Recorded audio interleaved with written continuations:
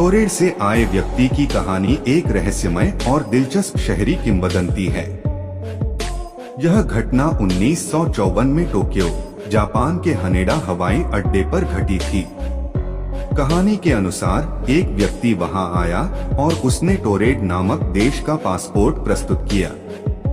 जब अधिकारियों ने उससे पूछताछ की तो उसने कहा कि टोरेड यूरोप में स्थित है, जहां अंडोरा देश वर्तमान में स्थित है। इस व्यक्ति के पास सभी दस्तावेज और पासपोर्ट सही और वैध दिख रहे थे, लेकिन टोरेड नाम का कोई देश अस्तित्व में नहीं था। अधिकारियों ने उस व्यक्ति को एक होटल में रखा और उसकी निगरानी की। उन्होंने इस घटना को और गहराई से समझने के लिए जांच शुरू की।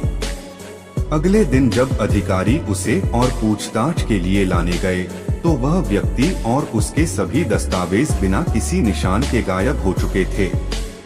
उस व्यक्ति के पास जो पासपोर्ट था वह पूरी तरह से प्रामाणिक दिख रहा था और उसमें कई देशों के वीजा मुहरें भी थीं, जो संकेत देती थीं कि उसने कई देशों की यात्रा की थी।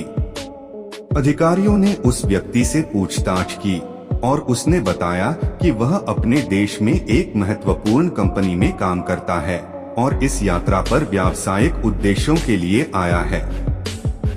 उस व्यक्ति ने कई भाषाएं धारा प्रवाह बोली और उसके पास जो मुद्रा थी वह भी वैध थी, लेकिन किसी भी ज्ञात देश की नहीं थी। जब अधिकारियों ने उसे दुनिया का नक्शा दिखाया तो उसने अपने देश टोरेड को दिखाने की कोशिश की, लेकिन उसने अंडोरा के स्थान पर अपने देश को दिखाया।